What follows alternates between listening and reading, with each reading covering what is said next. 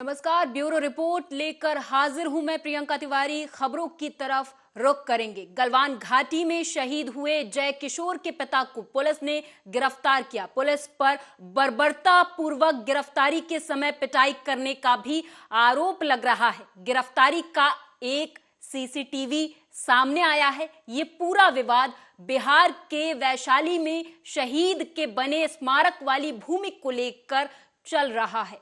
इस घटना के बाद पुलिस के खिलाफ विरोध प्रदर्शन लगातार जारी है। हालांकि पुलिस ने किसी भी बर्बरता से इनकार किया है। दरअसल पूरा विवाद जय किशोर सिंह की शहादत के बाद सरकारी जमीन में बन रहे जय किशोर सिंह के स्मारक की वजह से है। स्मारक निर्माण को लेकर गांव के ही दलित लोगों ने शहीद के पिता राज कपूर सिंह पर जबरन स्मारक बनाकर उनके रोड को कब्जा करने का आरोप लगाया और साथ में गाली गलौज करने का मुकदमा भी दर्ज करवाया था। तो शहीद के पिता के साथ बिहार पुलिस की बर्बरता सामने आई है। हालांकि बता दें आपको कि ये पूरा मामला उस समय शुरू हुआ जब शहीद के पिता एक जमीन पर स्मारक बना रहे थे। उस दौरान एक दलित वहां पर पहुंचा और उसने इस जमीन को अपना बताया। हालांकि उसने पुलिस से शिकायत की, जिसके बाद पुलिस यहां पर पहुंची और शहीद के पिता को उठाकर ले गई। तो वहीं परिजनों का आरोप है कि पुलिस ने शहीद के पिता के साथ बर्बरता की है। पिता को घसीटा गया, मारा पीटा गया और उसके बाद गाली गलौज भी की गई।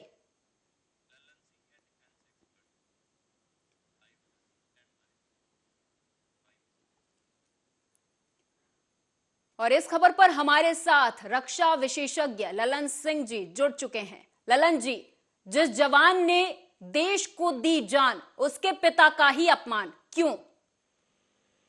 मैडम, मैं एक चीज बहुत आज दुख के साथ कहना चाहता हूँ कि उस शहादत को सलाम जो मर के भी जिंदा होते हैं, जिसके ऊपर देश गर्व करती है, और उस गलवान का वो शहादत और बहादुर बिहार का वो नौजवान जो अपनी जीवन को समर्पित कर दिया देश के लिए, जयशंकर, उनकी प्रतिमा को लगाने की जो राज्य सरकार ने एक वादा दिया था और उसमें देरी होने के कारण ही वहां के गांव के लोगों ने उस प्रतिमा को गैर मजरूमा जमीन जिसको हमारे यहाँ बोलते हैं उसमें स्थापित करने के मौके पर ये सभी जो आज वारदात हुए हैं उसी से संबंधित है। मैं ये भी कहना चाहता हूँ कि वर्दी की कोई जात नहीं होती, क्योंकि मैं अर्धसैनिक बल का कमांडेंट रहा हूँ। जो वर्दी होती है न वो जाति देखती है, केवल वो निष्पक्ष अपने कार्य को करने का उसका जज्बा होना चाहिए।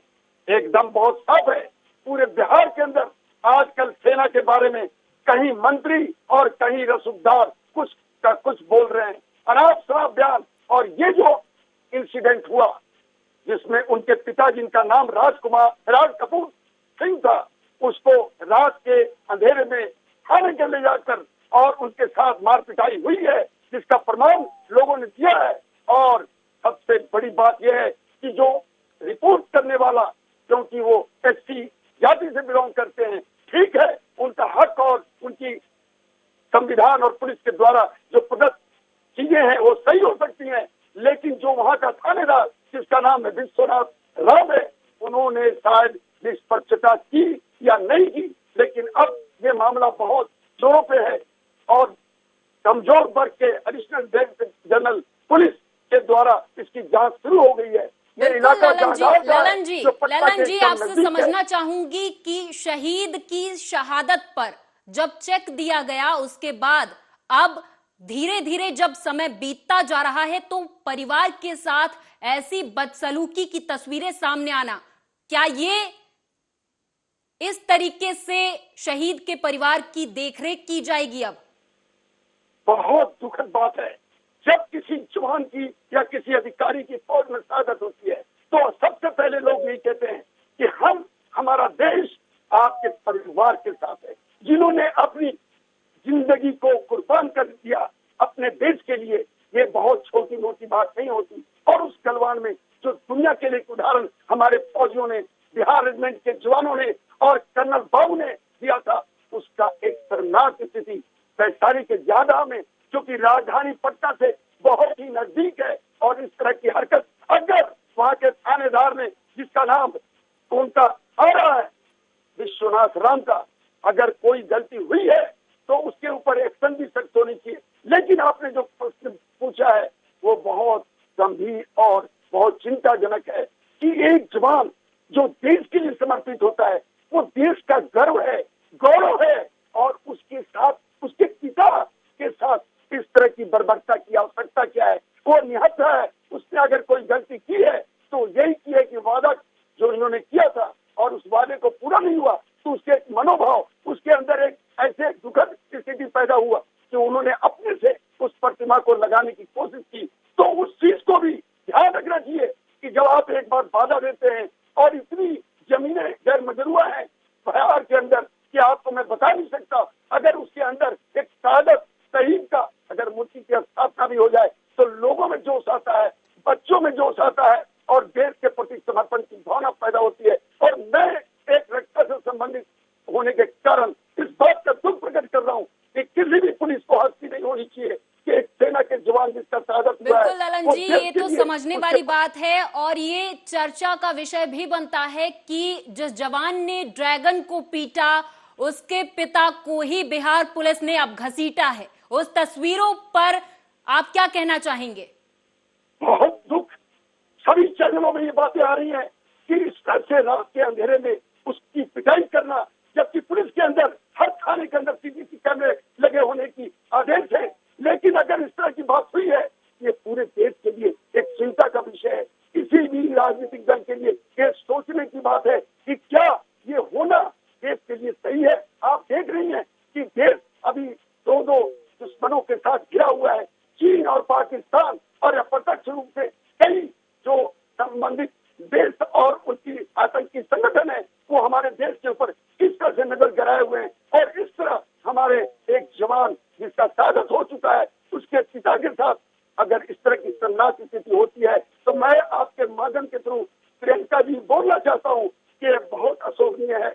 और आईपीसी धारा को लगाते वक्त इन चीजों को ध्यान दिया जाता है, सर्कमस्टांसेस को समझना पड़ता है। मैं ये नहीं कहता हूँ कि कोई भी गलत चीज सही हो सकता है, लेकिन क्या ऐसी स्थिति थी कि एक निहत्थे आदमी को थाने में लेकर मारपीट किया जाए, उसके ऊपर अनावश्यक दबाव बना दिया? और सबसे बड़ी दुख की बात है कि अगर आपने वादा किया है तो उसको समय रहते हुए अगर प्रतिभा को स्थापित कर देते तो ये होना ही नहीं था।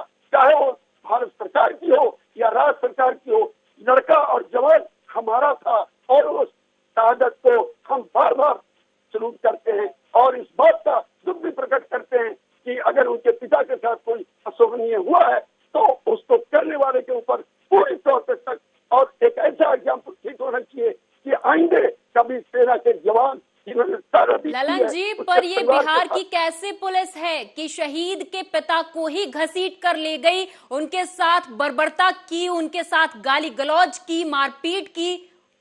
ये कैसी पुलिस? प्रियंका जी, पुलिस के अंदर एक ट्रेनिंग होती है, क्योंकि मैं हर सैनिक का अफसर रहा हूँ। फोर्स और ज्यादा से ज्यादा इफेक्ट, कम से कम बल प्रयोग की ताकत इस्तेमाल करो और बेहतर ढंग से रिजल्ट अपना ओरिएंटेड बनो। अगर वो थानेदार इस बात को नहीं समझ रहा है, उसमें एक इंडिविजुअल के बोलने पर कितनी ज्यादा शक्ति बढ़ती है और जो काम उनको करना है उसके ऊपर वो अपने आप में फिट नहीं नजर आते हैं, तो फिर क्या चीज की वर्दी? मैंने पहला वर्ड यही कहा, क्योंकि वर्दी की कोई जात नहीं होती, देश में कोई जाति नहीं है, कोई धर्म नहीं है, धर्म एक ही है।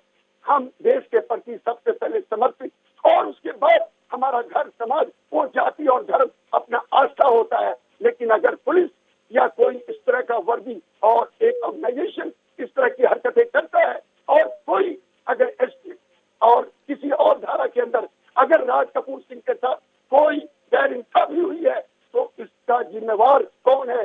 केवल थानेदार नहीं है, इसके ऊपर के अधिकारी भी हैं, क्योंकि इनके मनोदशा को, इनकी ट्रेनिंग को बेहतर बनाना जरूरी है। और हमारे जो पुलिस के डायरेक्टर जनरल हैं, अभी बीएसएफ से आए हैं, उनकी बड़ी अच्छी सोच है।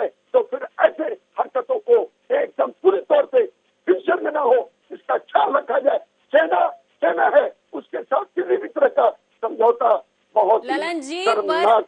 ललन जी, पर क्या देश के लिए जिसने शहादत दी है उसके पिता के साथ, उनके परिवारजनों के साथ पुलिस का इस तरीके से व्यवहार ठीक है?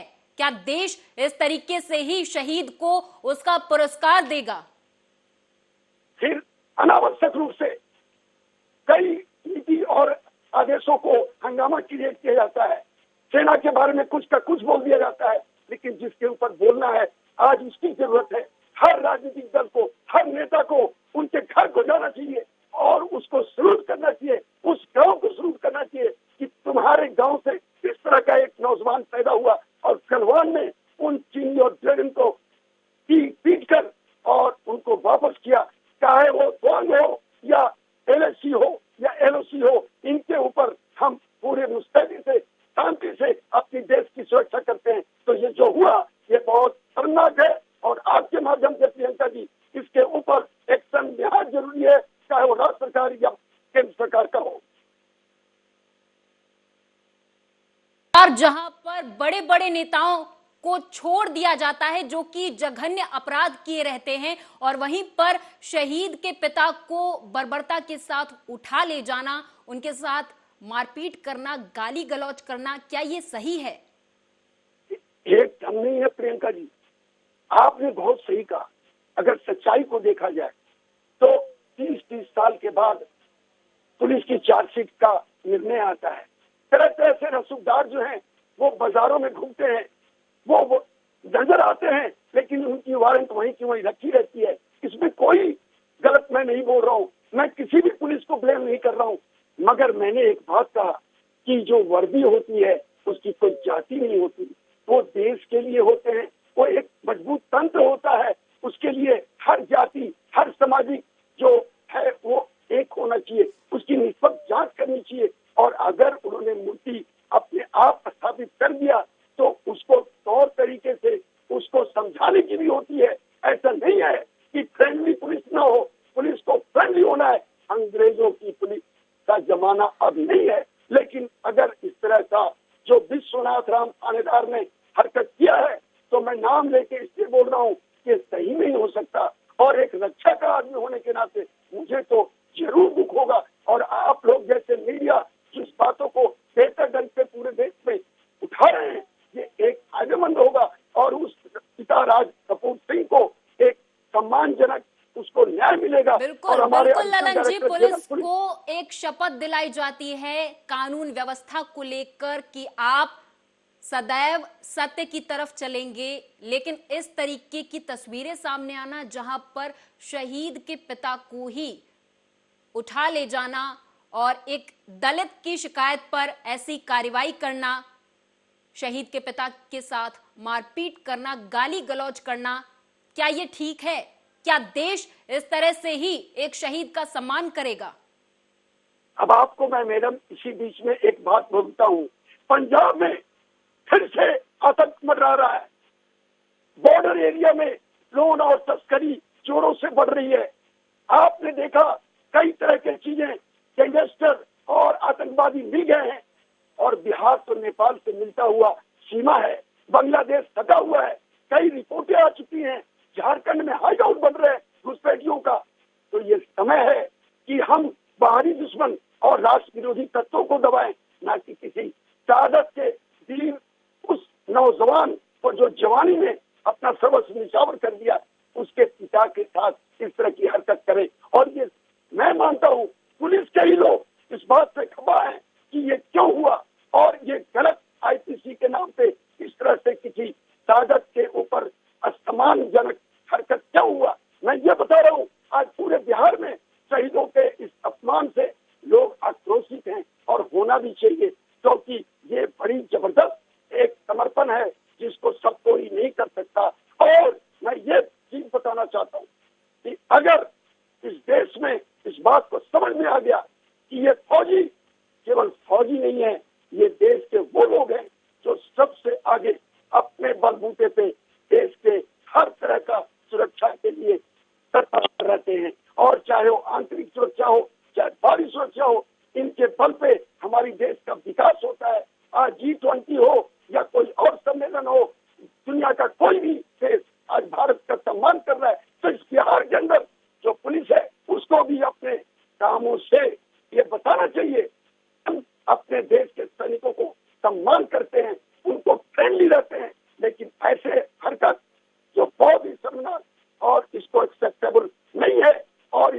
राजनीतिक दलों को इसके विरोध में हवस से ध्यान देना चाहिए और वहां जाकर उस माँ बाप से मिलना चाहिए। अगर कोई तरह का हरकत हुआ है तो उसको जातिगत नहीं बनाना चाहिए, उसके साथ सख्त एक्शन लेना निहायत जरूरी है, जिससे कि देश की जो तंत्र है, प्रशासनिक जो बॉडी सबसे ताकतवर है, उसका एक सम्मान बना रहे और उसकी आज जरूरत है।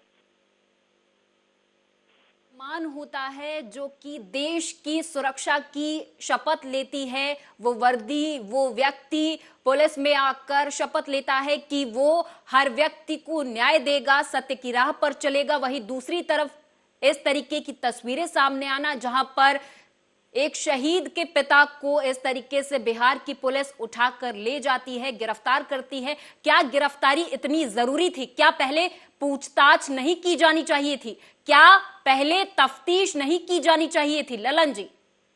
प्रियंका जी, आपने बहुत बढ़िया आपने उत्तर ही दे दिया कि किसी भी सर्कमस्टांसेस को जहां हिंसा नहीं फैला हुआ है, वो मूर्ति की एक और स्थापना हो रही है, उसको पहले इंट्रोगेशन किया जाए। हिंसा से किसी चीज का समाधान नहीं होता, उसको बातचीत की जा सकती है, वहाँ के लोगों से मिला जा सकता था। हरिराम के रिपोर्ट के ऊपर थोड़ी और जानकारी इकट्ठी की जा सकती थी और ऐसी कोई हालात नहीं थी जिसमें उनके पिता को रात के अंधेरे में मार पिटाई करते हुए थाने में ले जाया जाए और तुरंत केस को FIR दर्ज करके उसको आगे के रास्ते को पसंद कर रहे हैं। ये सब चीजों की आवश्यकता तब पड़ती है जब मामला बहुत गंभीर होता है, हिंसा की माहौल बनती है, लॉ एंड ऑर्डर डिस्टर्ब होता है। एक लाइन का एक उत्तर है मैडम। बिल्कुल ललन जी, आपसे समझना चाहेंगे, जिस तरीके की तस्वीरें सामने आई हैं, हम लगातार अपने दर्शकों को तस्वीरें वो दिखा रहे हैं जिसमें पुलिस आती है और शहीद के पिता को घसीट कर ले जा रही है। क्या इतनी बड़ी बात हो गई कि शहीद के पिता के साथ इस तरीके की बदसलूकी की जाए? एकदम नहीं मैडम, लोगों में सुरक्षा की भावना पैदा करना पुलिस का सबसे बेसिक उनका एक्शन होना चाहिए। मैंने कहा कि कम से कम ताकत इस्तेमाल करके ज्यादा से ज्यादा इफेक्ट प्राप्त करने का उनका एक गोल्डन प्रिंसिपल होता है, उनको बताई जाती है ट्रेनिंग के अंदर। तो ये क्या हुआ कि आप उनको घसीटते हुए ले जा रहे हैं, आप उनको धक्के मारते हुए ले जा रहे हैं, वो क्या दिखाना चाहते हैं? और जो थानेदार विश्वनाथ राम है, उससे ये पूछना चाहिए कि आप में कौन सी ऐसी स्थिति थी जिसके अंदर इस तरह का आपने एक्शन लिया।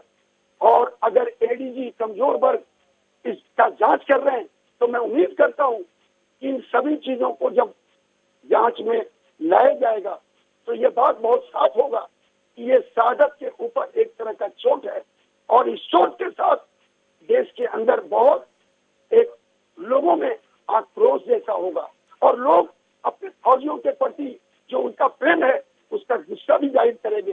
तो ऐसा ना हो कि भारतीय सेना अर्धसैनिक बल जो सीमाओं पे अपने प्रयासरत और कार्यरत हैं, जिसके चलते हम अपने देश को सुरक्षित मानते हैं, 30 और 40 डिग्री के माइनस हाइट पे कार्यरत हैं। आपको बिल्कुल बिल्कुल ललन जी, अब जांच का विषय ये जरूर है कि आखिर इस तरीके की बर्बरता एक शहीद के पिता के साथ क्यों की गई।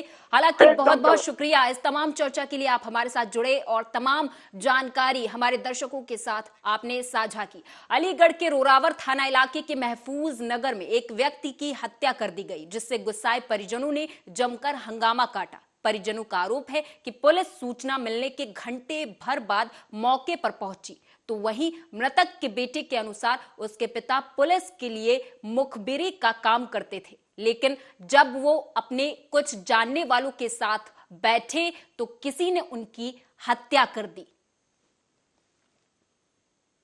तो अलीगढ़ से ये खबर है, जहां पर आपको बता दें कि मृतक के बेटे का ये कहना है कि उसके पिता मुखबिरी का काम करते थे पुलिस के लिए, लेकिन वही पुलिस इस पूरे मामले से अनजान। जब पुलिस को सूचना दी गई तब भी पुलिस घंटे भर बाद घटना स्थल पर पहुंची और तमाम निरीक्षण किया। 2 घंटे से लाश पड़ी है यहाँ पे, 2 घंटे से लाश पड़ी है। काय की पुलिस है ये बताइए? थाने में पुलिस नहीं है क्या? थाने मेरे बराबर में, थाने में पुलिस नहीं है, थाने में पुलिस नहीं है, ये बता दीजिए। ये ऐसा नाइंसाफी कर रहे हैं, यहाँ पे घूस खा रहे घूस। एक जुआरी पकड़ा यार 10,000, एक चोर पकड़े यार 20,000, ऐसा मांगते हैं ये लोग। ये दरोगा जा रहा है, इंस्पेक्टर जा रहा है, ये दरोगा जा रहा है, 10,000 20,000 मांगते हैं। ये थाना क्षेत्र रोरावर के अंतर्गत दोस्त वाली गली में 3 दोस्त आपस में शराब का सेवन कर रहे थे। शरीक, उल्ला और नूर हसन और कुलिया। इसमें से वाद विवाद होने के कारण से नूर हसन और कुलिया को शाकिर और उसके दोस्त उल्ला ने चाकू मार दिया है, जिसमें उसकी मृत्यु हो गई है। तत्काल वैधानिक कार्रवाई प्रचलित करते हुए 3 टीमें बनाई गई हैं। गिरफ्तारी के प्रयास जारी है। शीघ्र ही हम इसमें गिरफ्तारी भी करेंगे और आवश्यक विधिक कार्रवाई। ये पुलिस के मुखबर से है जे ने काम दिया, चोटों को ये चोट के मुखबर, ये पुलिस वाले चोट। और इस खबर पर अलीगढ़ से संवाददाता शायजी सिद्दीकी अधिक जानकारी के साथ जुड़ चुके हैं। शायजी, आपसे जानना चाहेंगे, पूरा मामला विस्तार से बताएं। प्रियंका, बता दूं, ये पूरा मामला थाना रोरावर क्षेत्र के महफूज नगर गोश्त वाली गली का है, जहां पर एक इसको जो है, ये जो आरोपी है उसको और ये जो मरने वाला है मृतक, ये आपस में बैठ के बताया जा रहा है शराब पी रहे थे। वहां पे कुछ इन पे विवाद हो गया, जिसके चलते धारदार हथियार से इसकी हत्या कर दी गई। बिल्कुल शायजी, आपसे समझना चाहेंगे, अलीगढ़ का ये मामला है, किसने हत्या की और क्यों की?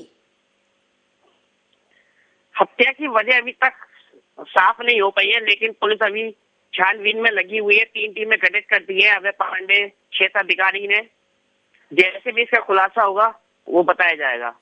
बिल्कुल शाहजी, जैसा कि हम देख पा रहे हैं कि रात की ये तस्वीरें हैं जहां पर रात को ये घटना घटित हुई है। शाहजी, आपसे समझना चाहेंगे कि मृतक के बेटे का ये कहना है कि उसके पिता पुलिस के लिए मुखबिरी का काम करते थे। पुलिस फिर भी घंटे भर बाद घटनास्थल पर पहुंची, क्यों? क्या इतनी लचर व्यवस्था हो गई है अलीगढ़ की पुलिस की? बता दो, ये रोरावर थाना है, पास में ही है। उसके जब घटना हुई, घटना के बाद परिजन ने पुलिस को सूचना दी, तो कुछ आधा घंटा करीब होने के बाद पुलिस वहां पे पहुंची। बेटे का आरोप है ये, लेकिन जब मौका मायना किया, क्षेत्र अधिकारी मौके पर पहुंचे तो उन्होंने मौके का संज्ञान लेते हुए तुरंत 3 टीमें गठित की गई। जी मैडम। बिल्कुल शाहजी, अलीगढ़ से खबर है, जैसा कि हम बता रहे हैं, युवक की हत्या कर दी गई, जिसके बाद से इलाके भर में सनसनी फैली हुई है। वहीं पर मृतक के बेटे का आरोप है कि उसके पिता पुलिस के लिए मुखबिरी का काम करते थे। हालांकि जब वो शाम को अपने कुछ जानने वालों के साथ बैठे, उसके बाद उनकी हत्या कर दी गई। जानने वालों के साथ बैठे, शाहजी, इस बात का क्या मतलब है? क्या उनके रिश्तेदार उनके साथ थे, उनके दोस्त उनके साथ थे? क्या आपकी मृतक के परिजनों से बातचीत हुई है? मृतक के परिजन से मेरी बात हुई, उनके बेटे से। उसने बताया कि ये मेरा मुंह बोला चाचा था शाकिर, जो वहां पर बैठे हुए थे। उस टाइम बेटा जब गया तो उसके चाचा ने कह दिया कि बेटा तुम जाओ यहाँ से। उसके 20 मिनट बाद ये जानकारी के लिए मिली कि मेरे पापा की हत्या कर दी गई है। वो मौके पर पहुंचा, उसने जाके देखा तो वहां पे लहूलुहान अवस्था में बॉडी मिलती।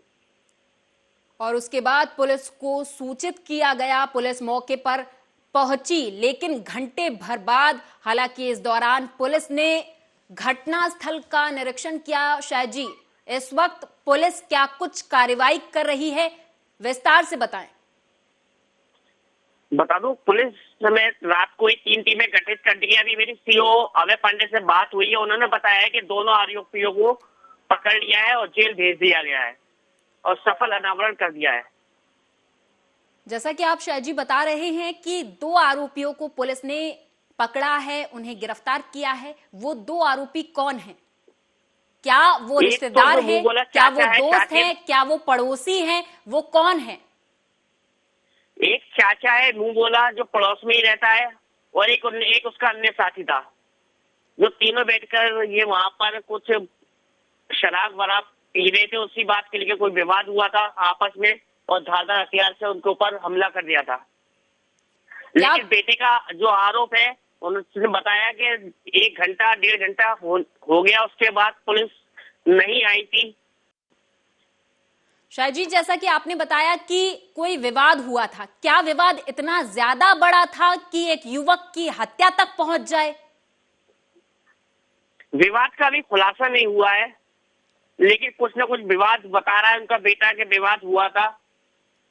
चलिए, बहुत बहुत शुक्रिया शाह जी इस तमाम जानकारी के लिए। आप हमारे साथ जुड़े। तो अलीगढ़ से खबर है, जहां पर युवक की हत्या से इलाके भर में सनसनी फैल गई है। वहीं परिजनों ने इस दौरान जमकर हंगामा काटा है।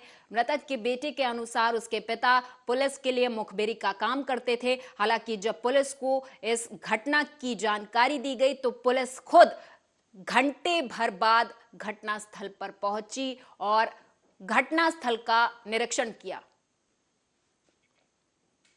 एमपी विधानसभा में आज पेपरलेस बजट प्रस्तुत किया गया।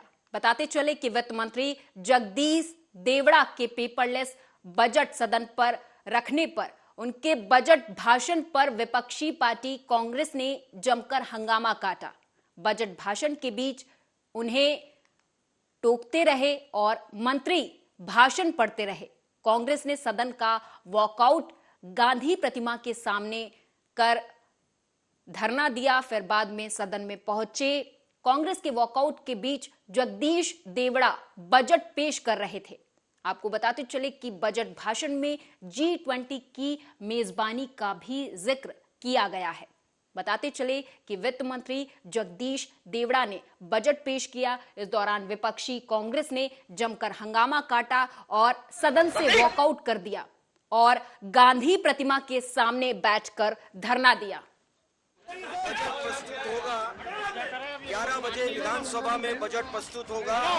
मुझे खुशी है कि मध्य प्रदेश के यशस्वी मुख्यमंत्री शिवराज सिंह चौहान जी के नेतृत्व में, उनके मार्गदर्शन में लंबे समय से सरकार चल रही है। चौथी बार सरकार चल रही है, चौथी बार सरकार बनी है।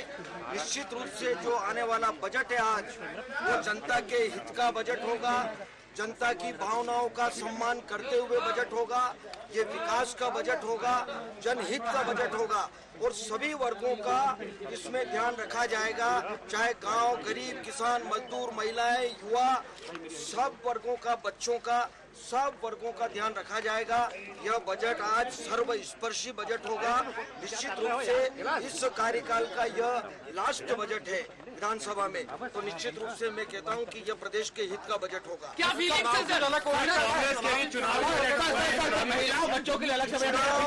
चुनाव कोई नया नहीं आ रहा है, चुनाव हमेशा आता है और बजट हमेशा प्रस्तुत होते हैं।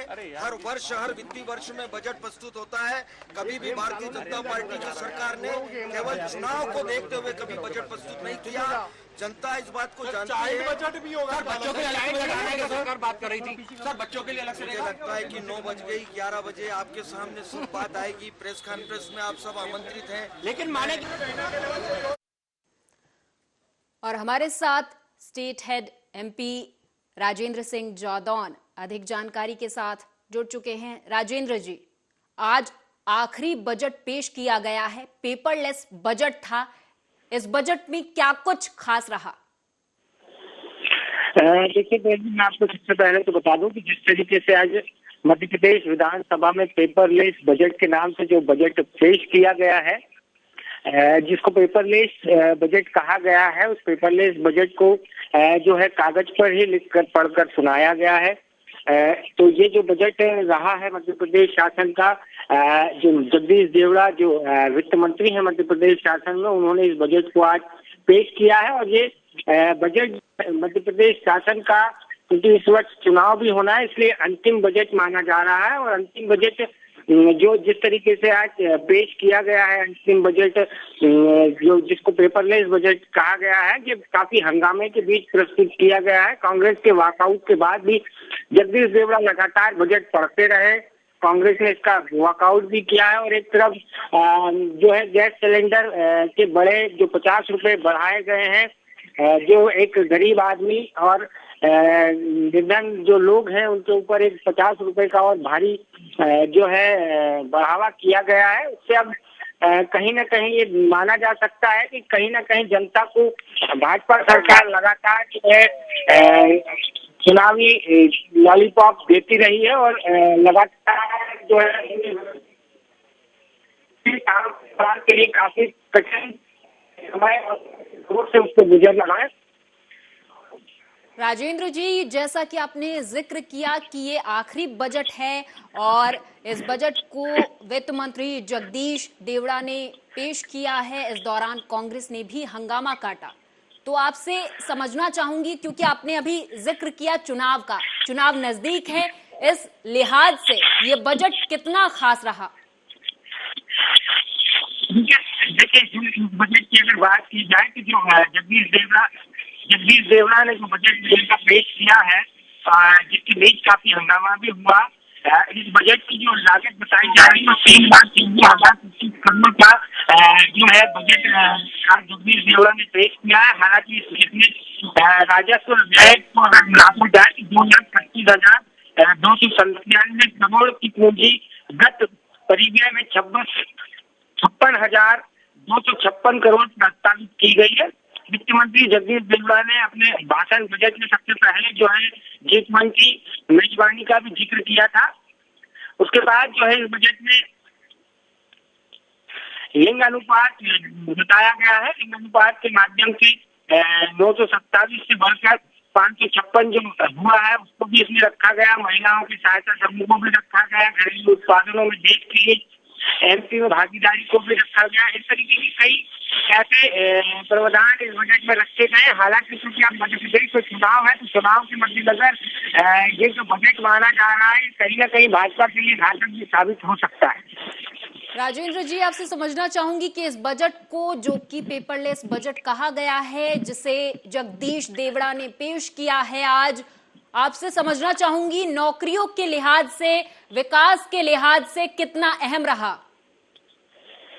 देखिए, विकास की अगर बात की जाए, बेरोजगारी और रोजगार की अगर बात की जाए, तो कहीं ना कहीं ये बजट बेरोजगारों के लिए भी काफी निराशाजनक रहा है। और इस बजट से बेरोजगारों को आखिरकार कुछ लाभ की कोई ऐसी घोषणा नहीं की गई, लेकिन सिर्फ जो है कई नीतियों पर ऐसे जो प्रस्ताव लाए गए हैं जिससे बेरोजगारों को काफी कठिनाइयों का सामना करना पड़ सकता है।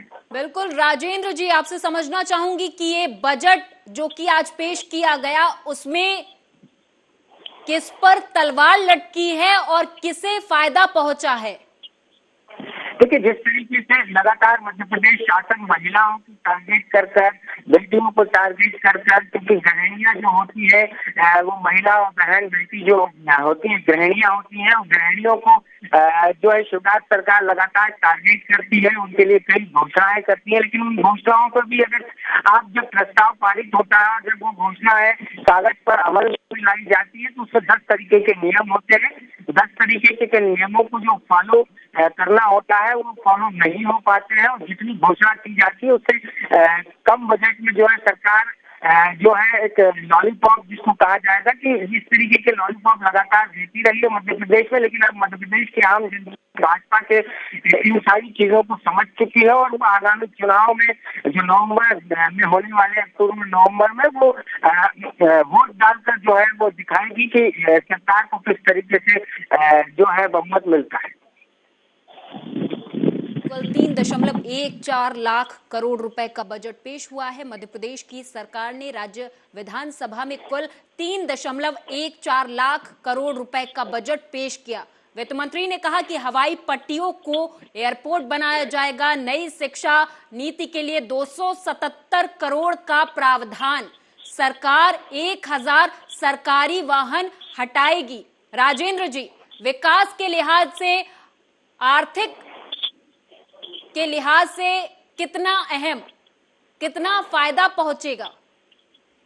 देखिए, अगर विकास के लिहाज की बात की जाए तो सरकार लगातार ये कह रही है कि मुख्यमंत्री ने अपने बजट पूर्व भाषण में ये भी कहा था कि जो है प्रति व्यक्ति आय हमने बढ़ाई है और प्रति व्यक्ति आय में इतनी हो गई है। लेकिन 2.5 साल की सरकार में 5वीं बार सरकार को जो है लोन लेना पड़ा। जब उस चीज पर सवाल किया गया तो सरकार का ये कहना था, शिवराज का ये कहना था कि सरकार जो है लोन से ही चलती है, लेकिन सरकार बिना लोन के भी चल सकती है। पर एक आपकी बात, एक अच्छा जो है बुद्धिजीवी व्यक्ति और वित्त सहायता के लिए कई दिग्गजों की जरूरत पड़ती है, जो सरकार के पास बिल्कुल नहीं है। सिर्फ सरकार जो है लोन पर अभी हाल फिलहाल अगर कहा जाए तो सरकार जो है मध्य प्रदेश में सिर्फ लोन पर ही चल रही है। 5वीं बार लोन लिया गया है। विकास की कोई बिल्कुल योजना बिल्कुल सरकार के राजेंद्र पास जी, नहीं है। आपसे बस ये भी पुराना समझना जो- चाहूंगी, इस विषय पर भी प्रकाश डालें कि पिछले बजट से इस बजट में क्या खास रहा। क्या पिछली बार के बजट की तरह ही इस बार का बजट रहा या फिर इसमें कुछ अन्य चीजें जोड़ी गई हैं? प्रियंका, पिछले बार के बजट की बात की जाए या इस बार के बजट तो देखने को प्रस्तुति है। भाजपा सरकार लगातार जो है ऐसे घुमावदार बढ़ाव पर ही काम करती रही है और सरकार के पास कुछ नई नीतियां नहीं है और नई योजनाएं नहीं है और नया बजट जो है जिससे जनता को फायदा मिल सके, ऐसा कोई भी योगदान है इस बजट नहीं किया जाए। और पिछले बार के बजट में भी ऐसा कोई प्रावधान नहीं था जिससे जनता को किसी भी चीज में आसानी हो, सुख सुविधाएं मिल सके और आम जनता जो है एक सुखी जीवन यापन कर सके। बिल्कुल राजेंद्र जी, मध्य प्रदेश की शिवराज सरकार ने अपना आखिरी बजट आज पेश किया है। इस दौरान जब बजट पेश किया जा रहा था जगदीश देवड़ा की तरफ से, उस वक्त कांग्रेस ने सदन से वॉकआउट कर दिया। क्या अभी भी प्रदर्शन लगातार जारी है और कांग्रेस की मांग क्या है? इस पर इतनी सियासत क्यों? देखिए, लगातार कांग्रेस जो मांग कर रही है, कांग्रेस की जो मांग है और कांग्रेस लगातार इस चीज को जिस तरीके से बजट को प्रस्तुत किया गया है कांग्रेस उसका काफी विरोध कर रही है क्योंकि एक्चुअली कांग्रेस विपक्षी दल कांग्रेस है और पक्षी दल भाजपा है। भाजपा जो है वो कांग्रेस की किसी भी सवाल को सुनने के लिए या सवाल का जवाब देने के लिए तैयार नहीं है। जिस तरीके से बजट प्रस्तुत किया गया है, बजट में जो शामिल किया गया है उसमें भाजपा कंगी करते हुए लगातार बजट जल्दी दिया पाते रहे, कांग्रेस के सवालों का जवाब नहीं दिया गया। हालांकि मुख्यमंत्री शिवराज सिंह चौहान ने खड़े होकर तमिलनाडु के सवाल पर यही कहा कि आप पहले पूरा बजट हो जाने दीजिए, उसके बाद जो है आप किसी भी चीज की करिए, खुल के करिएगा। जब बजट प्रस्तुत हो जाएगा तो खुल के क्या चर्चा करेंगे। बिल्कुल, बहुत बहुत धन्यवाद राजेंद्र जी इस तमाम जानकारी को हमारे दर्शकों के साथ साझा करने के लिए। तो आज मध्य प्रदेश की शिवराज सरकार का आखिरी बजट पेश किया गया। इस दौरान कांग्रेस ने जमकर हंगामा काटा और सदन से वॉकआउट कर दिया। हालांकि अब ये कहा जा रहा है कि आज जो बजट पेश किया गया है पेपरलेस बजट रहा वो एमपी सरकार में, और अब देखना होगा कि सरकारी नौकरियां जो देने का वादा शिवराज सरकार ने किया है वो किस हद तक आगे जाएंगी। जो वादे बजट में किए गए हैं वो क्या सही साबित होंगे या फिर उनमें कुछ बदलाव अभी किए जाएंगे।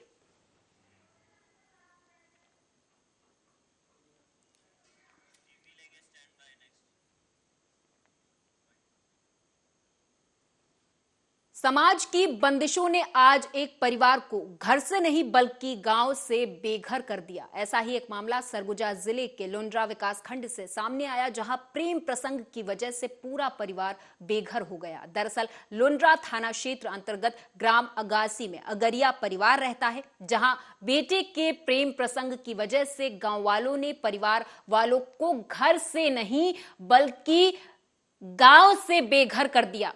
उसके साथ ही परिजनों का हुक्का पानी भी बंद कर दिया, जिसकी वजह से परिवार सरकारी दफ्तरों के चक्कर लगाने को मजबूर है। इधर अगरिया परिवार के द्वारा थाने में शिकायत की गई है तो थानेदार ने मारपीट होगी तब रिपोर्ट दर्ज करवाने आना बोलकर थाने से भगा दिया, जिसके बाद पीड़ित परिवार जिला मुख्यालय अंबिकापुर पहुंचा, जहां वकील के माध्यम से सरगुजा एसपी को शिकायत की गई है। गांव है, लुंड्रा थाना अंतर्गत पड़ता है। वहां पर गांव के कुछ लोगों के द्वारा उनको घर से बाहर सामान फेंक दिया गया है और उन पर कार्रवाई करने हेतु उन्होंने आवेदन पत्र दिया है। और उस आधार पर इसमें अग्रिम विवेचना और अग्रिम जांच के लिए हमने थाना प्रभारी को निर्देशित किया है कि इसमें विधिवत जांच करके आवश्यक वैधानिक कार्रवाई उन पर करें। जो प्रारंभिक जो पूछताछ में ये पता चला है कि ये जो परिवार है वो कुछ वर्षों से वहाँ पर रह रहा है और उनके द्वारा यह बताया भी गया है कि ये शासकीय ज़मीन में मकान बना कर रहे हैं, जिसमें गांव वालों को भी आपत्ति थी और उन्हीं का जो पुत्र है, जो प्रार्थी हैं, उनका जो लड़का है वह अगासी गांव के है। तो इनके वयस्क लड़की है और इनके लड़के से शादी करना चाहती है और उसी के साथ में रहना चाहती है। 1-2 बार वापस कर भी चुके हैं सब, फिर इसके बाद आए और वो सब भाग गए। तो इन लोग रिपोर्ट करने के लिए आए थे इस उद्देश्य से कि हम लोग थाने में गए और हमारी सुनवाई नहीं हुई, तो यहाँ पे आ गए अंबिकापुर में एसपी साहब के महोदय के पास आवेदन देने के लिए कि हम थाने में 112 में फ़ोन किए तो शायद कोई आदमी है, वो गांव का कोई लीडर है, वो उनको दिखाया कि तुम्हारा टीआई से बात हुआ है और दिखाने के बाद दरबार में बुलाए थे सुबह। उसके बाद गए थे दरबार में, तो वहाँ से दरबार में गए थे तो लड़की लड़का तो भाग गए हैं, पता नहीं कहाँ भागे हैं। मेरा भाई है वो, लेकिन लड़की लड़का वाला तो बातें नहीं किए हैं। उन लोग डायरेक्ट बोल रहे थे कि नहीं। परसों दिन रात को दरबार बुलाए थे 8:30 बजे रात को, और बात तो हम लोग से कुछ नहीं पूछे, 1-2 शब्द बोले और मारने के लिए पूरा गांव वाले आ गए एकदम सामने, मारो मारो कह के। फिर हम लोग आ गए वापस घर में, और वापस आने के बाद सुबेरे हम लोग थाना में गए। थाना में जाने के बाद पुलिस वाले बोले कि अभी तो कुछ नहीं हुआ है, तो क्यों रिपोर्ट करने के लिए आए हो, जब मार देंगे काट देंगे तब आना, ऐसे बोले। परसों दिन रात को दरबार बुलाए थे 8:30 बजे रात को, और बात तो हम लोग से कुछ नहीं पूछे।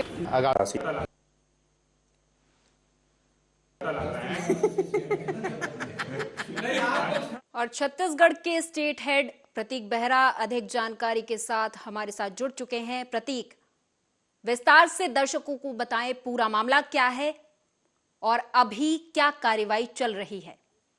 जी प्रियंका, बता दूं, एक युवक के प्रेम ने अपने परिवार वालों को इस कदर मुसीबत में डाल दिया कि लड़की के परिवार वालों ने गांव वालों से मिलकर घर और गांव से बहिष्कार कर दिया। जी, यह मामला सरगुजा जिले के लुंड्रा थाना अंतर्गत ग्राम अगासी का है, जहां अगासी निवासी युवक का प्रेम प्रसंग गांव की ही एक युवती से लंबे समय से चल रहा था। कुछ दिनों पूर्व युवक ने भागकर शादी कर ली। दोनों समाज के डर से युवक और युवती बाहर चले गए थे। यह बात गांव के कुछ लोगों को अच्छी नहीं लगी। गांव में पंचायत बुलवाई गई, लड़के के परिवार वालों को परेशान किया गया, लड़के के परिवार वालों के घर का सारा सामान ही बाहर फेंक दिया गया। जी, गांव वालों ने शपथ दिलाई गई कि कोई भी इस परिवार से संबंध नहीं रखेगा। वहीं युवक के परिजनों का कहना है कि उनकी शिकायत भी थाने में नहीं लिखी गई। युवक के परिवार वालों ने कलेक्टर और एसपी को ज्ञापन सौंपकर न्याय की गुहार लगाई है, जिस पर एडिशनल एसपी ने जांच कर दोषियों को कार्रवाई करने के निर्देश भी दिए हैं। जी प्रियंका। प्रतीक, जिस तरीके से आपने जो घटना बताई कि प्रेम प्रसंग के चलते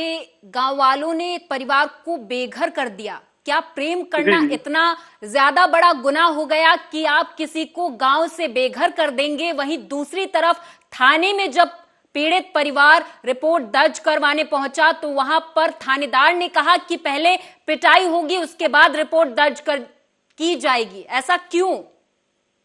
जी प्रियंका जी, बता दूं, युवक के परिवार वालों का कहना है कि थाने द्वारा उनका रिपोर्ट नहीं लिखा गया, लेकिन यह पिटाई वाला मामला इसकी अभी तक पूरी पुष्टि नहीं हो पाई है। जब हमने एडिशनल एसपी से बात की तो उन्होंने थाना प्रभारी को जांच का निर्देश भी दिया है। बिल्कुल, थाना प्रभारी को जांच के निर्देश दिए हैं, लेकिन प्रतीक, आपसे समझना चाहूंगी, ये कैसा गांव है जहां पर प्रेम प्रसंग में इतनी बड़ी सजा पूरे परिवार को दे दी जाती है, जिससे गांव से ही निष्कासित कर दिया जाता है?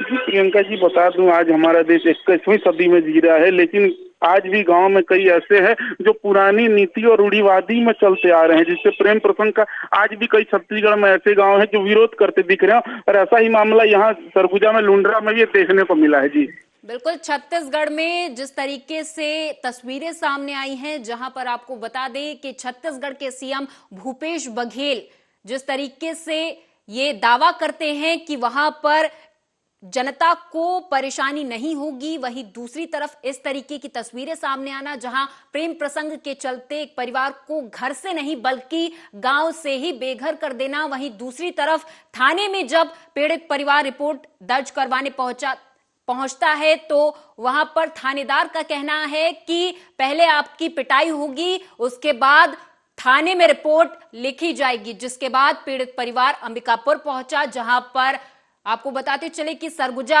एसपी को शिकायत कर दी गई है। वकील के माध्यम से अब इस पर आगे की कार्रवाई क्या की जा रही है प्रतीक, आपसे वो समझना चाहेंगे। क्या पीड़ित परिवार को दोबारा से उस गांव में ले लिया जाएगा या फिर पीड़ित परिवार को कहीं और रहने का ठिकाना दिया जाएगा?